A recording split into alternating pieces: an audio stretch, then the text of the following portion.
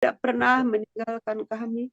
Bapa yang setia Tuhan, berikan kami Tuhan hikmat-Mu, berikan kami keberkahan Tuhan, agar kami mengerti rencana-Mu dalam hidup kami Tuhan, agar kami mengerti Tuhan yang harus kami kerjakan dalam setiap langkah kami, dalam setiap hidup kami. Perkenanan-Mu, perkenanan-Mu Tuhan, itulah yang kami rindukan dalam hidup kami.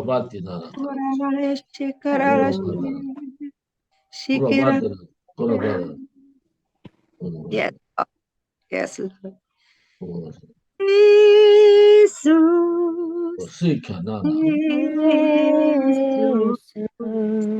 Yesus, dengar doaku,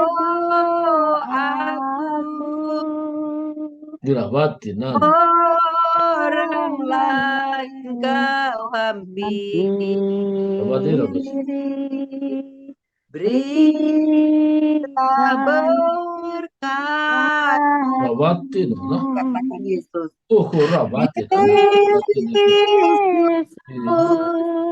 Yesus, dengar doaku, orang lain Kau hampiri, berikan berkat. Panggil namanya Yesus. Haleluya. Yesus, Yesus, dengar doaku,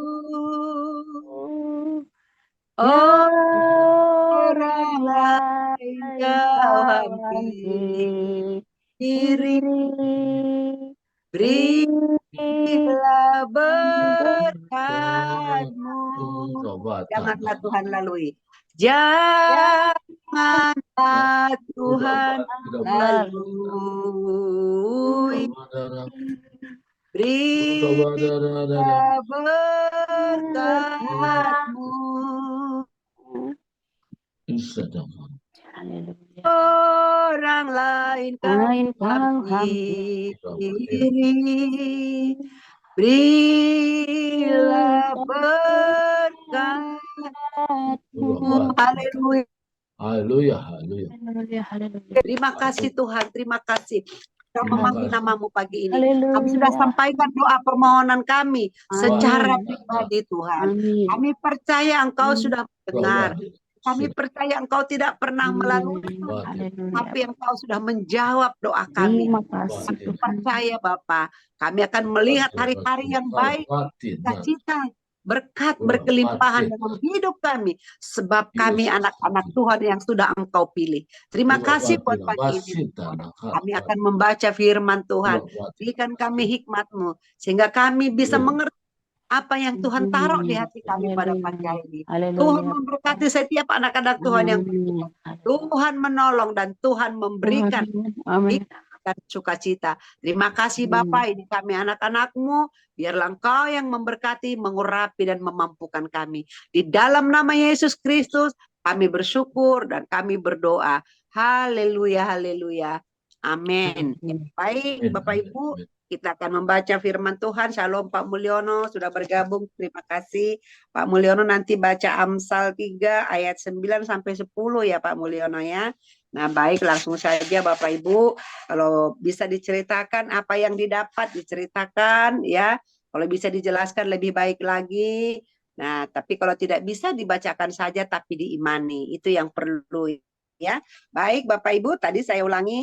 Yang pertama Ibu Rehmalem Amsal 3 ayat 1 sampai 4, yang kedua Ibu Nita Amsal 3 ayat 5 sampai dengan 8, yang ketiga Amsal 3 ayat 9 sampai 10 Bapak Mulyono, kemudian yang keempat Amsal 3 ayat 11 sampai 12 Ibu Vera, dan nanti Amsal 3 ayat 16 sampai 18 Ibu Lydia Lalang, kemudian Amsal 3 ayat 24 sampai 26 hambanya Pastor Surbakti ya.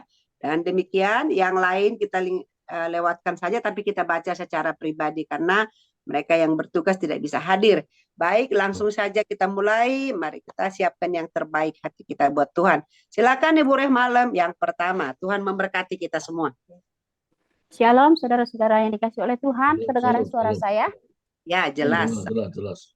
Ya, saya akan membaca kitab Amsal 3 ayat 1 sampai 4. Hai anak, judulnya di sini berkat dan hikmat. Amin. 1, hai anakku, janganlah engkau melupakan ajaranku dan biarkanlah hatimu memelihara perintahku. Ayat 2, karena panjang umur dan lanjut usia serta sejahtera akan ditambahkan kepadamu. Janganlah kiranya janganlah kiranya kasih dan setia meninggalkan engkau. Kalungkanlah itu pada lehermu, tuliskanlah itu pada loh hatimu. Ayat 4, maka engkau akan mendapat kasih dan penghargaan dalam pandangan Allah serta manusia. Di sini Amsal ini saya sangat terberkati karena kita, hai anakku, janganlah engkau melupakan ajaran dan biarkanlah hatimu memelihara perintahku. Kita tahu bahwa Tuhan itu sangat baik dan amat baik. Kita tahu bahwa segala berkat, segala yang kita pakai, baik itu ya jasmani dan rohani, semuanya karena kasih karunia yang Tuhan berikan kepada kita. Dia tahu bahwa kita ini lemah, kita hanya seonggok daging yang tidak ada artinya apa-apa, tapi pemeliharaan Tuhan selalu nyata dalam hidup kita, dan dia selalu menolong kita tepat pada waktunya. Ya, kita tahu bahwa begitu banyak bertubi-tubi masalah persoalan yang kita hadapi, tapi kita percaya bahwa di balik itu Tuhan mempunyai rencana yang indah. Begitu juga Tuhan selalu memberikan yang tidak pernah kita pikirkan. Kita tahu bahwa permulaan hikmat adalah takut akan Tuhan. Orang yang takut akan Tuhan menjauhi kejahatan. Jadi kalau kita sudah mendengarkan firman Tuhan, kita sudah membaca firman Tuhan, otomatis setidak-tidaknya ya kita sudah tidak melakukan lagi kebohongan, ataupun ibarat kita membalas kejahatan dengan kejahatan. Ya kita harus menjadi berkat buat orang lain gitu. Karena Tuhan menginginkan kita supaya kita ini lebih hari lebih dewasa dan kita bisa memberkati orang lain gitu. Dan kita tahu bahwa di Amsal 9 mengatakan, Amsal 9 ayat 10, permulaan hikmat adalah takut akan Tuhan. Jadi ya nggak usah macam-macam lah. Kalau menurut saya, kalau kita hanya seonggok daging yang tidak ada artinya apa-apa, ya kita harus memang tetap bersyukur kepada Tuhan. Apapun yang Tuhan rencanakan kepada kita, ya kita jangan ngomel gitu. Kita tahu bahwa berkat segala sesuatu itu berasal dari Dia. Kalau Tuhan sudah ambil, ya udah selesai gitu. Dan kita pun ya seperti ya gimana ya, nggak ada apa-apanya gitu. Kayak seperti saya ya, ini satu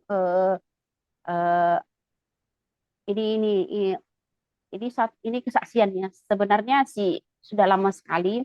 Kan saya punya 2 rumah, yang satu atas nama suami saya, yang satu atas nama atas nama orang lain gitu. Tapi suami saya ini ingin nama orang lain itu menjadi nama saya gitu, istrinya gitu. Tapi waktu suami saya itu mengurus satu rumah, karena rumah ini kan apa namanya ya, rumah ini hak bangunan menjadi hak milik.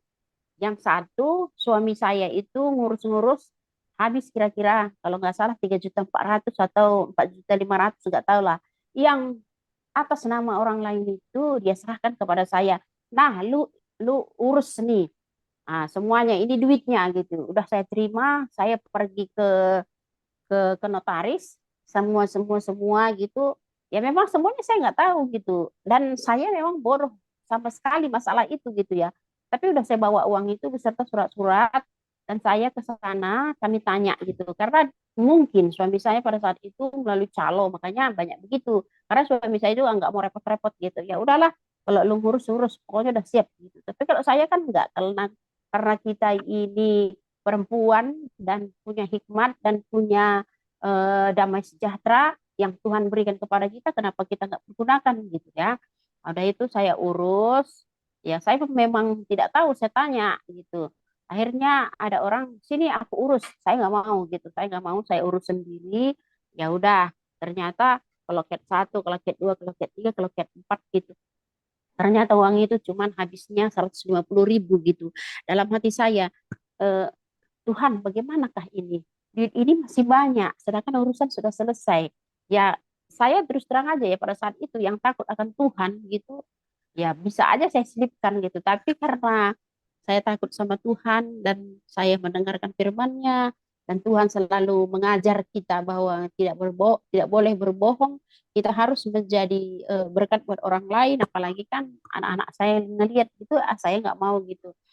Di situ itulah nanti saya jadi pertanyaan saya kepada Pak Surbakti, padahal si sebenarnya itu uang itu sudah diserahkan kepada kita, kita urus, ternyata cuman sedikit habisnya.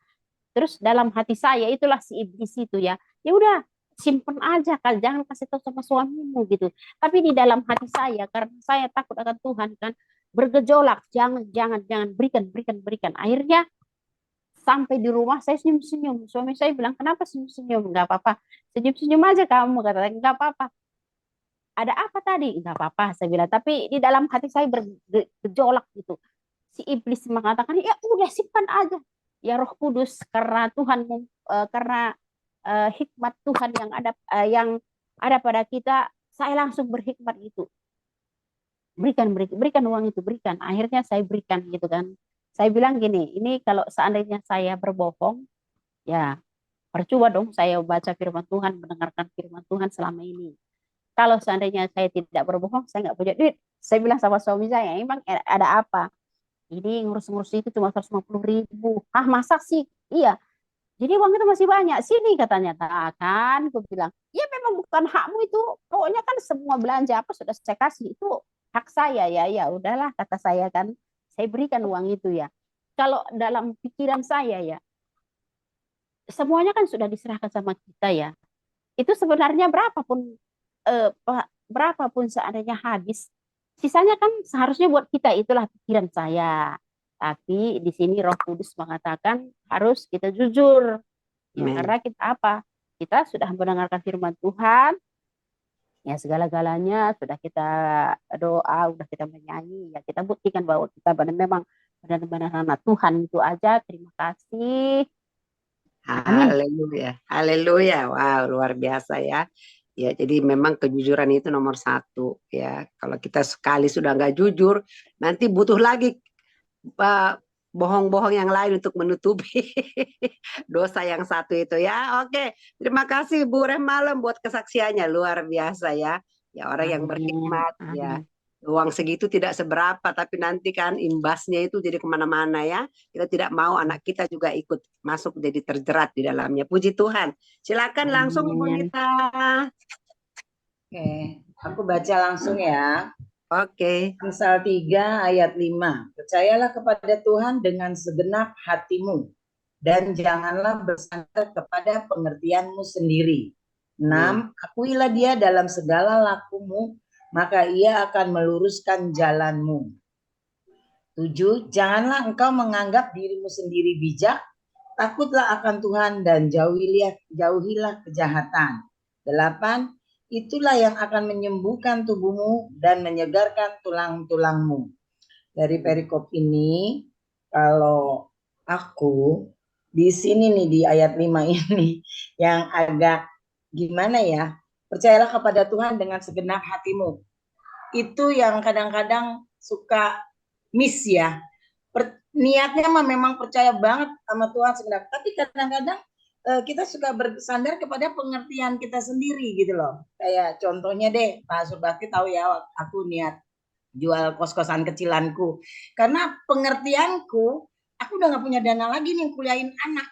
Jadi kalau dengan menjual ini, ya aku bisa lah kuliahin anak gitu loh. Terus bisa lah menyelesaikan secara kebutuhanku gitu ya. Tapi Pak Surbakti bilang jangan nanti ini. Cuman terus terang kalau untuk dirawat, aku udah gak punya waktu untuk memonitor yang Jakarta ya istilahnya gitu. Jadi ya kayaknya itu pengertianku. Padahal Tuhan aku berdoa, Tuhan dengarlah doaku, berilah permohonanku. Itu kan kesannya bersandar sama Tuhan, tapi itu hanya secara pikiran dan ucapan. Hatinya tuh kayaknya masih di sisi ini nih planningku gitu loh.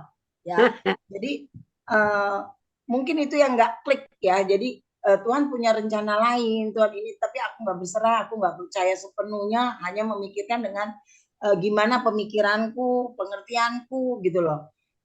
Akhirnya ada di titik yang aku akhirnya ya udahlah. Sebenarnya Tuhan kalau memang mau lakuin tinggal dikirim orang pasti ketutup gitu loh istilahnya. Tapi kok Tuhan enggak? Rupanya Tuhan mau proses di sisi yang lain ya, yang pasti di sisi yang lain.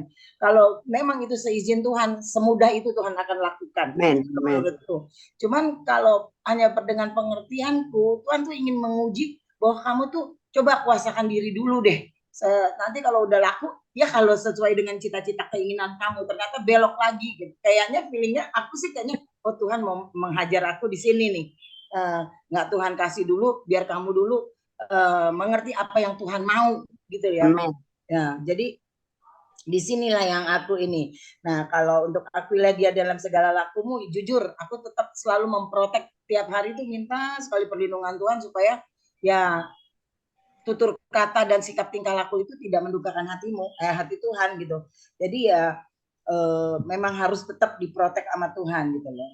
Nah, di sini yang seperti menyangkut ke ayat 5 yang diangkat ke ayat 7, yaitu merasa bahwa oh kalau ini planningku ini itu terasa hidupku tuh dengan orang yang oh aku ini bijak, pengertian yang dengan target plan aku gitu loh. Jadi sebenarnya kalau dibilang sakit secara fisik tubuh gitu di ayat 8 ya, itu aku klopkan dengan pikiran gitu loh ya. Jadi pikiran dan hati yang sebenarnya ya, itu sakit ya kalau karena nggak mau berserah sama Tuhan. Jadi mengendalikan dengan keegoan atau kepikirannya sendiri, ya itu sakit. Jadi kayaknya memang aku diuji lagi untuk tetap deh utamakan Tuhan, percaya Tuhan dan bersandar sama Tuhan. Itu aja. Terima kasih. Wow, luar biasa ya. Ya, makasih Bu Nita sudah memberkati juga ya. Jadi Tuhan mau kita benar-benar percaya kepada Tuhan bahwa rancangan Tuhan itu yang terbaik buat Ibu Nita ya. Oke, semangat Bu Nita, Tuhan berkati. Ya, silakan Pak Mulyono selanjutnya. Shalom Pak Mulyono. Iya, haleluya. Shalom pagi semuanya. Pagi. Saya akan bacakan dari Mazmur 3. Amsal 3 ayat 9 sampai 10. Demikian firman Tuhan. Muliakanlah Tuhan dengan hartamu dan dengan hasil pertama dari segala penghasilanmu. Maka lumbung-lumbung akan diisi penuh sampai melimpah-limpah. Dan bejana kemerahanmu akan meluap dengan air buah anggurnya. Ya puji Tuhan. Udah lama buat saya tidak melakukan hulu hasil ya kalau orang bilangnya. Tetapi yang saya tahu hulu hasil itu bukan sekedar hasil pertama dari saat kita mendapat uang hasil dari tahun pertama kita di awal tahun, tetapi ada sesuatu yang Tuhan ingin tunjukkan dari hasil pertama kita gitu loh. Puji Tuhan, ya saya cuma mau sekedar saksian aja kalau Joe anak saya boleh berhasil, dan terima kasih Butiar semuanya, doa-doanya, dukungannya sampai saat ini Joe boleh masuk ke tingkat provinsi. Saya minta bantuan doanya, dukungannya juga biar Joe juga bisa berhasil ke tingkat nasional untuk tingkat matematika tingkat TK-nya. Luar biasa. Ya, puji Tuhan, bukan kuat dan gagah kita sebagai orang tua, kita hanya dukung aja. Kita hanya memberikan apa yang dia suka gitu loh. Walaupun sekarang malah saya lihat dia sukanya olahraga, dia sukanya sit up apa, saya bilang saya ajarin. Ya itulah namanya anak kecil ya, dia senangnya apa kita dukung, kita kasih sesuatu yang emang dia perluin, itu aja.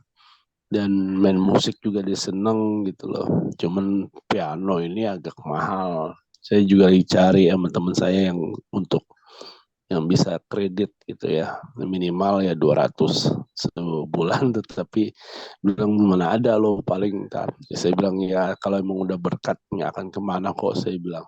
Orang Tuhan kasih sepeda aja dia, Tuhan kasih gitar, Tuhan kasih ya. Saya bilang minta aja Joe, saya bilang Joe minta berdoa ya buat papa, buat mama, buat Joe, supaya Tuhan Yesus kita ajarkan selalu dia minta sama Tuhan dulu, bukan minta sama papa mamanya gitu loh. Karena kalau minta sama kita nggak sanggup ya sebagai orang tua. Itu aja kesaksian saya, minta dukungan doanya Pak Subakti, Kak Tiar, dan yang lainnya semuanya. Power Love. Terima kasih Tuhan Yesus berkati. Amin, amin. Makasih Pak Amin, amin. Ya, anaknya Pak Mulyono ini ikut lomba ya, matematika. Jadi sekarang dia sudah di tingkat provinsi. Padahal masih TK ya Pak? Iya, TKB baru masuk nih. Baru masuk B, ya itu luar biasa. Itulah Amin, amin. nalar manusia, tapi Tuhan bisa kerjakan ya. Amin, biar amin. firman Tuhan pagi hari ini juga Pak Mulyono diberikan hikmat lebih lagi ya, amin. dan janjinya digenapi dalam hidup Amin, Pak Mul amin, bersama keluarga. Ya kita selalu dukung dalam doa. Tuhan berkati. Ya, amin. silakan. Terima kasih Kak Tiar. Tuhan Yesus semuanya berkati. Sama-sama. Bu Nita silakan. Bu Vera, sorry. Bu Vera silakan yang keempat, Bu Vera. Buka dulu mic-nya. Ya, Amsal 3 ayat 11 sampai 12. Amsal 3 ayat 11 sampai 12. Hai anakku, janganlah engkau menolak didikan Tuhan, dan janganlah engkau bosan akan peringatannya. Karena Tuhan memberi ajaran kepada yang dikasihinya, seperti seorang ayah kepada anak yang disayangi. Amin. Ya, kadang-kadang kita tahu bahwa Tuhan itu mengizinkan kita mengalami pencobaan, kesulitan, supaya kita bisa menyesuaikan dengan apa yang menjadi kekudusan dan kehendaknya Tuhan untuk kita menjadi lebih baik. Amin. Dan ayat ini sebenarnya memberikan semangat kepada kita bahwa kita sebagai orang-orang yang percaya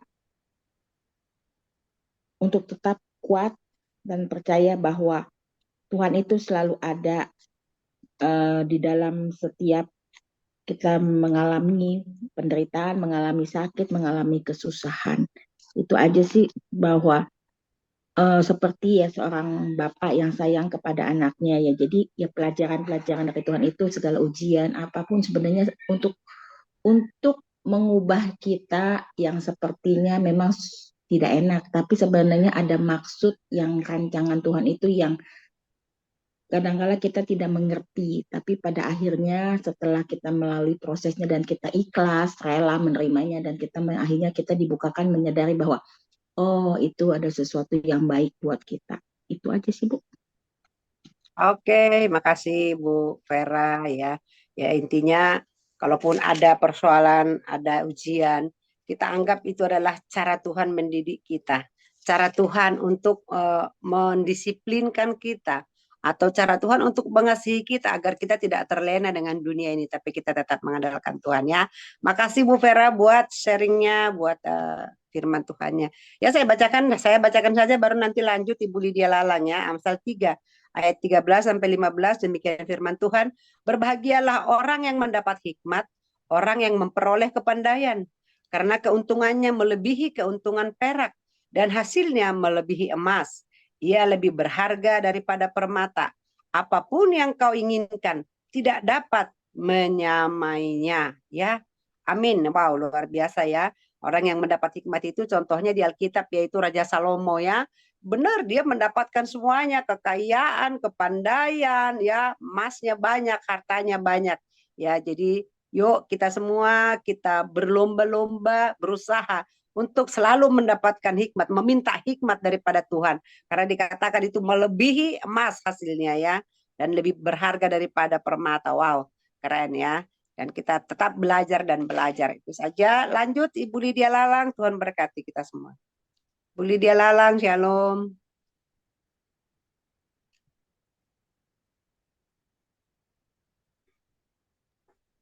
Shalom. Ya, Amsal silakan. 3 ayat 16 sampai 18. sampai 18 ya. Demikian bunyi firman Tuhan. Umur panjang ada di tangan kanannya, di tangan kirinya kekayaan dan kehormatan. Jalannya adalah jalan penuh bahagia, segala jalannya sejahtera semata-mata. Ia menjadi pohon kehidupan bagi orang yang memegangnya. Siapa yang berpegang padanya akan disebut berbahagia. Amin. Janji-janji Tuhan buat saya ini. Amin. Ya. Bahwa umur panjang, kehidupan sehari-hari, berkat nafas, pergumulan demi pergumulan, semua itu berkat dari Tuhan buat saya. Terlebih apa yang sudah saya alami dalam 3 tahun belakangan ini, kalau dilihat secara manusia, mungkin saya nggak sanggup ya, nggak sanggup dalam menghadapi penyakit, dalam menghadapi pergumulan kehidupan rumah tangga, dalam mendidik anak-anak, pergumulan dengan segalanya. Tapi satu hal, terkadang saya lupa untuk bersyukur bahwa Tuhan itu memegang kendali atas hidup saya. Tuhan memegang kendali atas umur panjang saya. Dan bahkan mungkin ya itu semua tidak bisa dinikmati oleh orang lain. Kalau melihat contohnya nih seperti tadi malam kami pergi di ibadah penghiburan, ada teman di gereja yang dipanggil oleh Tuhan. Dari kesaksian dari suaminya itu saya juga mendapat berkat. Bahwa sebenarnya suaminya itu tidak rela istrinya secepat itu dipanggil oleh Tuhan. Semua manusia pasti mengalami hal seperti itu. Kembali ke diri saya. Saya sekarang tidak minta sembuh dari Tuhan. Tetapi saya minta kekuatan daripada Tuhan. Dan satu hal yang sampai sekarang saya minta dari Tuhan, Tuhan kasih karunia saya untuk kesembuhan yang bisa saya pergunakan untuk mendoakan orang-orang yang sakit, bisa disembuhkan, seperti itu. Jangan sampai orang mengalami hal seperti saya.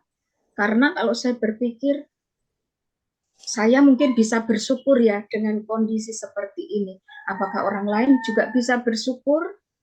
Itu yang saya tanamkan di hati saya. Dan untuk saat-saat ini, saya hanya menanamkan kalau orang sakit tidak sembuh, berarti jalannya kemana. Gitu saja buat saya. Itu mau ndak mau dan siap ndak siap, saya harus mempersiapkan diri. Itu yang saya imani dan syukur demi syukur atas berkat demi berkat yang Tuhan sudah berikan dalam saya mendidik anak, dalam menghadapi karakter anak, 3 anak dengan karakter yang berbeda, dengan ditambah lagi suami dengan karakter yang begini, saya tinggal mensyukuri itu. Saya mensyukuri bahwa Tuhan tetap memegang tangan kanan saya. Tuhan mencukupkan setiap apa yang saya butuhkan. Itu saja, Ibu Tiar. Sebenarnya banyak ya kalau kita mau menceritakan kebaikan Tuhan. Mungkin bisa berderai air mata. Karena kebaikan Tuhan itu tidak bisa kita ungkapkan dengan kata-kata. Amin. Kebaikan Tuhan hanya kita ungkapkan dengan perbuatan kita, dengan tingkah laku kita, dengan kedekatan kita kepada Tuhan. Terima kasih, semoga jadi berkat bagi kita semua. Oke, makasih Bu Lydia Lalang ya, luar biasa. Semangat ya. Pokoknya Roh Kudus itu tidak pernah meninggalkan Ya, permintaan air mata demi air mata, dia sudah perhitungkan semua itu, dia tampung di kirbatnya ya. Dan suatu waktu nanti Bu Lydia akan menerima upah dari ketekunan dan kesetiaan Ibu Lydia. Amin ya. Baik, saya nanti sebelum Pak Surbakti ayat 24 sampai 26 saya bacakan ya yang dua ayat ya, dua bagian. Saya bacakan dengan singkat saja. Amsal 3 ayat 19 sampai dengan 23. Demikian firman Tuhan. Dengan hikmat Tuhan telah meletakkan dasar bumi. Dengan pengertian dia tetapkannya langit. Dengan pengetahuannya air samudera raya berpencaran. Dan awan menitikkan embun. Yang 21. Hai anakku, janganlah pertimbangan dan kebijaksanaan itu menjauh dari matamu. Peliharalah itu. Ya, 22. Ya, 22, maka itu akan menjadi kehidupan bagi jiwamu dan perhiasan bagi lehermu. Maka engkau akan berjalan di jalanmu dengan aman dan kakimu tidak akan terantuk. Amin, amin, amin, amin. Saya serahkan ke Pak Surbakti. Oh, jadi nggak diuraikan ya? Ya, saya semua firman Tuhan ini buat saya. Jadi saya nggak tahu lagi yang mana. Tapi dari perikop ini dikatakan tadi ya Tuhanlah yang meletakkan dasar bumi dengan hikmatnya. Wow, berarti hikmat itu dahsyat ya. Dan juga dikatakan air, ya embun, pokoknya semua yang ada di muka bumi ini Tuhan yang menjadikan. Dan buat saya ini, hai anakku, janganlah pertimbangan dan kebijaksanaan itu menjauh dari matamu. Peliharalah itu, maka itu akan menjadi kehidupan bagi jiwamu dan perhiasan bagi lehermu. Ya, buat saya itu tadi saya juga sedang belajar dan terus belajar agar menjadi ibu yang bijaksana buat anak-anak ya. Dan bagi dimanapun Tuhan tempatkan, baik di komunitas, baik di keluarga, ya sehingga bisa jadi berkat lah, jadi saksinya Kristus lewat kehidupan sehari-hari, lewat perkataan, dan juga perhatian kepada mereka ya. Saya hari-hari ini anak-anak menuntut saya kesini dulu Pung, kesini dulu Pung gitu kan. Itu juga perlu hikmat, perlu bijaksana. Jadi sehingga yang satu tidak merasa juga dilupakan dan yang satu lagi merasa juga lebih diistimewakan. Nah itu perlu juga itu hikmat dan bijaksana ya. Jadi ya lumayan repot, lumayan capek, tapi saya percaya hari ini Tuhan ingatkan ya. Karena dikatakan itu, maka itu akan kehidupan bagi jiwamu dan perhiasan bagi lehermu. Jadi pertimbangan, kebijaksanaan itu sangat diperlukan memang. Kita setiap hari, setiap saat butuh pertimbangan, butuh kebijaksanaan. Contoh misalnya, untuk bangun pagi hari ini pun kita perlu pertimbangan kan. Kadang-kadang aduh bentar lagi. Itu perlu pertimbangan atau memutuskan begitu bangun langsung berdiri, bangun dari kamar, dari tempat tidur langsung misalnya ke kamar mandi. Kadang-kadang kita ya malas-malas dulu lah. Contoh itu contoh kecil. Atau misalnya hari ini kita ada janji jadi pergi apa tidak ya. Nah itu sering. Jadi saya juga adalah orang yang kadang-kadang ya untuk mengambil kebijaksanaan itu saya lambat memang. Lambat. Makanya saya bilang untuk memutuskan itu saya doa dulu. Ya kalau ke sana. Tapi hari ini saya diteguhkan memang benar-benar untuk mengandalkan Tuhan, mengandalkan Roh Kudus sehingga tidak salah. Ya, jadi makanya dikatakan sehingga itu menjadi kehidupan bagi jiwamu ya dan perhiasan bagi lehermu seperti Salomo tadi yang kita ceritakan, orang yang penuh hikmat, yang penuh bijaksana daripada Tuhan sehingga dia mengambil keputusan tepat dan sesuai dengan rencana Tuhan. Itu saja, Tuhan berkati. Saya serahkan ke Pak Surbakti. Ya, terima kasih ya. Pada saat ini kita tadi sudah membaca banyak ya. Saya memperhatikan firman Tuhan itu berupa janji, berupa perintah, berupa nasihat, berupa kata-kata penghiburan. Itu isi daripada firman Tuhan. Kalau tadi Ibu Nita Tuhan katakan percayalah. Kata percayalah di situ mempercayakan segala sesuatu kepada Tuhan. Percaya kepada Tuhan dengan segenap hatimu atau bulat.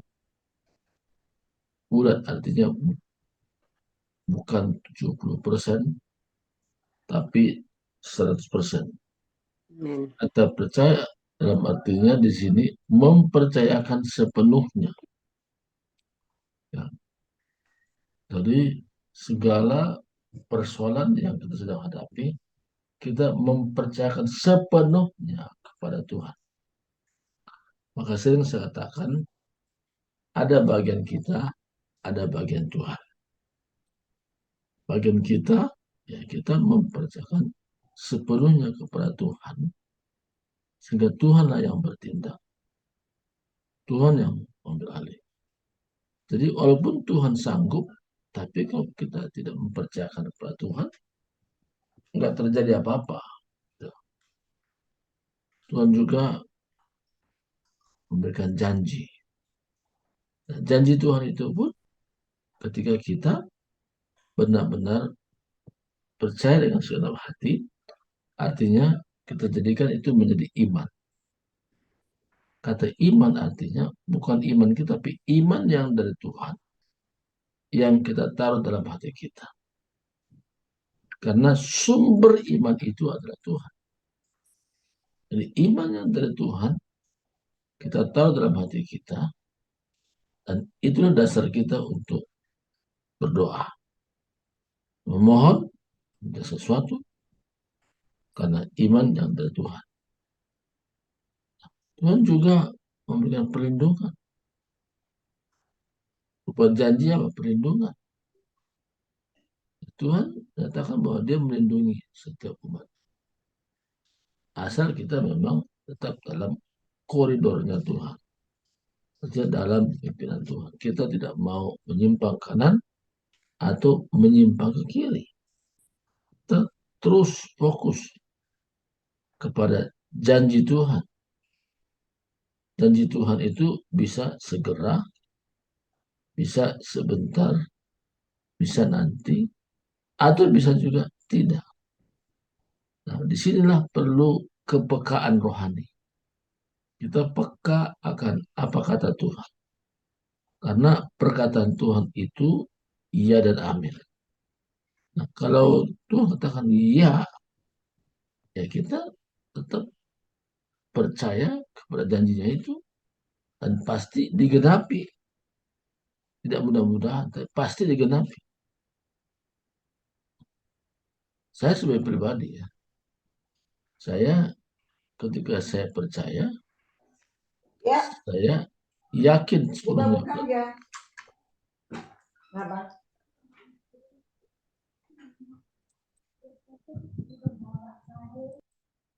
Ya, kita yakin sepenuhnya bahwa Tuhan itu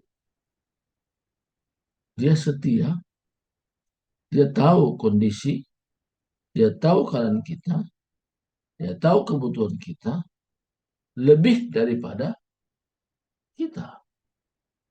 Jadi Tuhan lebih tahu apa menjadi kebutuhan kita. Nah, dalam hal ini ya, Tuhan mau bahwa kita dari hari ke hari betul-betul bergantung sama Tuhan. Bersandar kepada Tuhan. Nah, kalau bersandar kepada Tuhan, apa yang tidak mungkin bagi manusia, itu mungkin bagi Tuhan. Maka kita belajar untuk mempercayakan apa yang Tuhan janjikan kepada kita. Kita mempercayakan sepenuhnya, bukan separuh. Sepenuhnya kepada Tuhan. Dalam hidup saya melayani. Saya masih belajar sampai hari ini. Saya belajar tentang kepekaan suara Tuhan. Setiap orang pasti mendengar suara Tuhan. Bagaimana Tuhan berbicara? Tuhan berbicara melalui beberapa peristiwa. Tuhan berbicara kepada Petrus lewat ayam berkokok. Jadi sadar dia.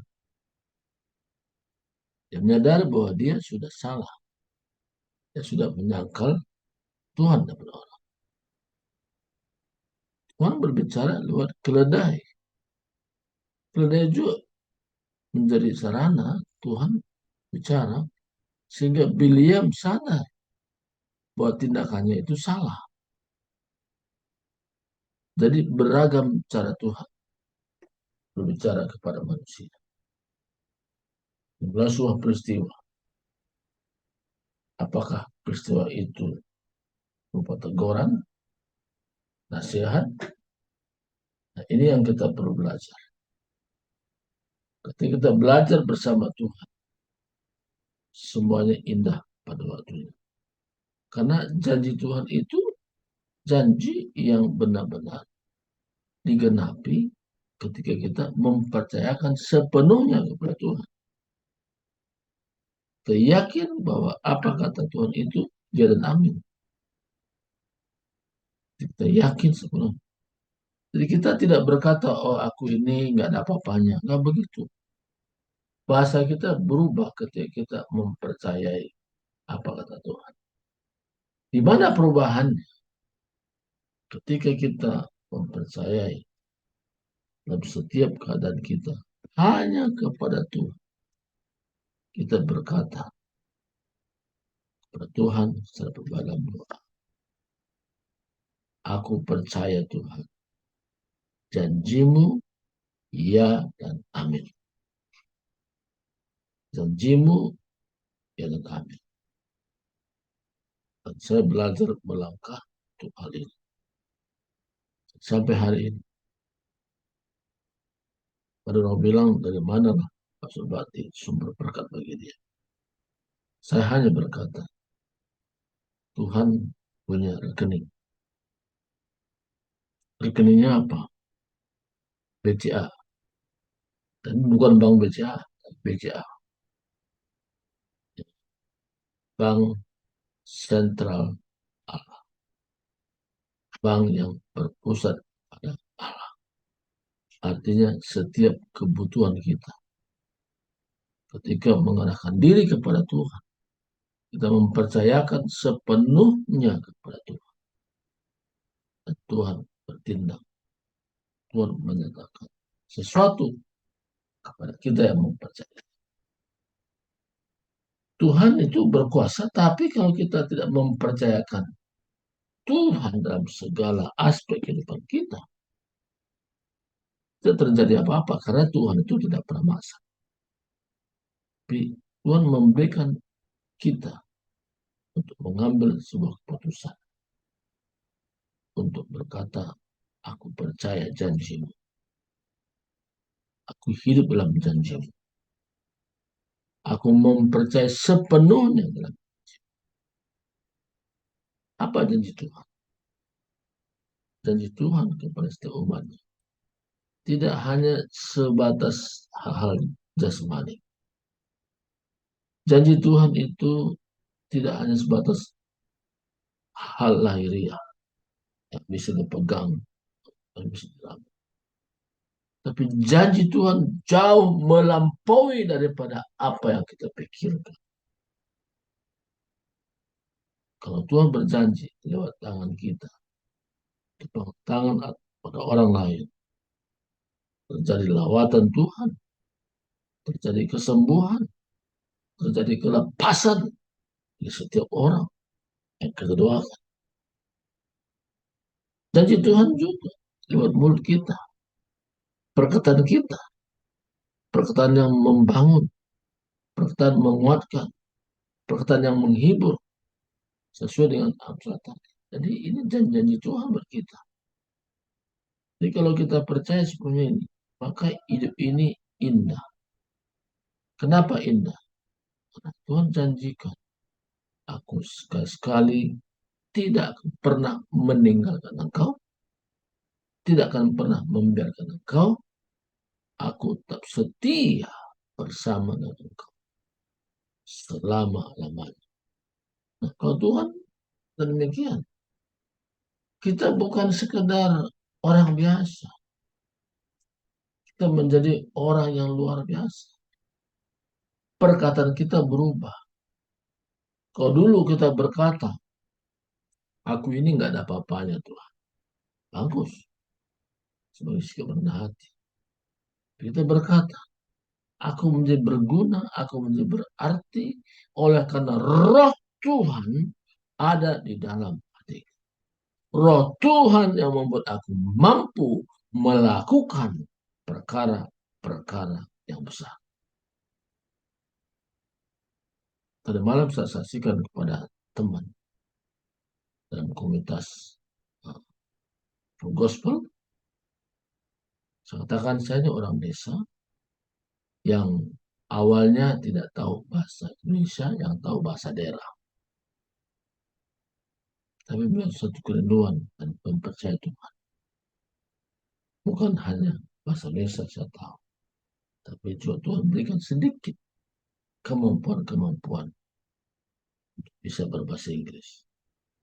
Itu satu pemberian Tuhan, ya, sehingga bisa membangun jembatan ke luar negeri.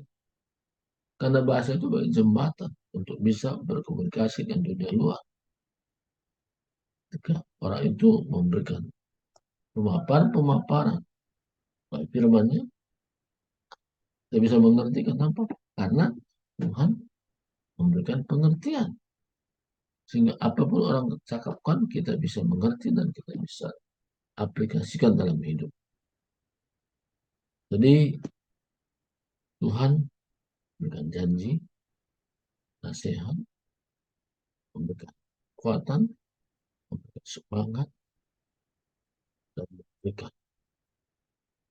sesuatu yang sebelumnya kita tidak mengerti dan mengerti. Ada penyingkapan rasa firman. Saya baca ayatnya tadi. Jika engkau berbaring, engkau tidak akan terkejut, tapi engkau akan berbaring dan tidur nyenyak. Sekarang ini sebagian orang tidur aja sulit. Saya ketemu dengan seorang ibu, kalau mau tidur dia harus konsumsi obat yang membuat dia tidur. Kalau enggak bisa tidur. Itu dialaminya.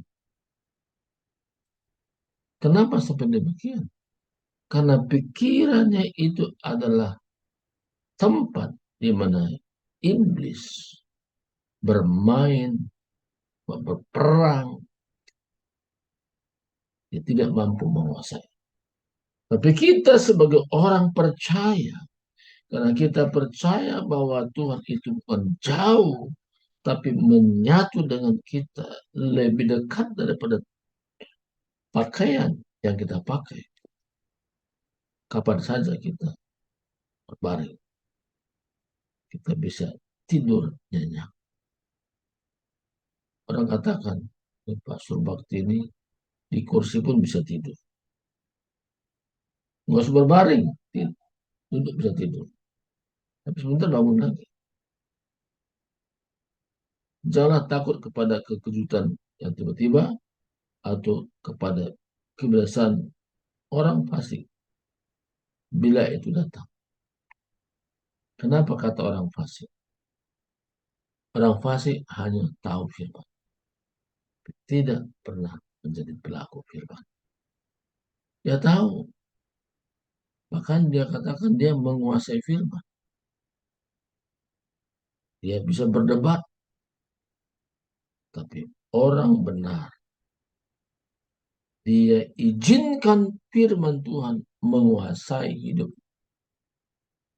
Sehingga perubahan terjadi. Kemajuan demi kemajuan terjadi. Karena hanya firman Tuhan itu yang mampu merubah kita. Yang tadinya tidak ada apa-apanya. Menjadi berarti. Dan kita bukan sekadar seonggok daging. Tapi kita menjadi orang yang diurapi Tuhan. Perkataan kita berdampak bagi banyak orang. Karena Tuhanlah yang akan menjadi sandaranmu, dan akan meninggalkan kakimu dari jerat. Dalam hidup ini, jangan kaget bahwa ada jerat-jerat yang dipasang oleh iblis. Jerat-jerat ini yaitu kepada orang yang tidak hati-hati, pada orang yang hanya sekedar nama dia menjadi orang Kristen, sehingga mudah terjerat. Saya beritahu kepada kita semua, kita yang hadir pada saat pagi hari ini, Tuhan beritahu jerat-jerat apa yang terpampang di hadapan kita. Dan kita bisa terhindar dari jerat-jerat itu. Kita menjadi orang-orang yang menjadi panutan. Orang bertanya kepada kita. Karena ada hikmat-hikmat Tuhan. Tapi sampaikan kepada setiap orang. Sehingga orang datang kepada Tuhan. Mendekat kepada Tuhan.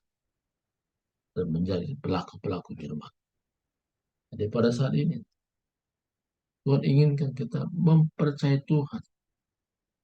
Apapun kondisi situasi kita mempercayai Tuhan. Kalau tadi berita tentang rumah akan dijual, misalkan sama Tuhan. Ini apakah aku jual atau memang dikontrakkan? Dan Tuhan akan memberikan bimbingan sehingga kita bisa lega, kita bisa tenteram, dan kebutuhan-kebutuhan kita pun tercukupkan.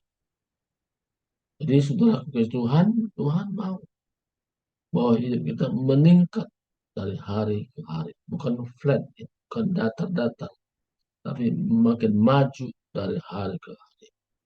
Sehingga melalui hidup kita, nama Tuhan dimuliakan.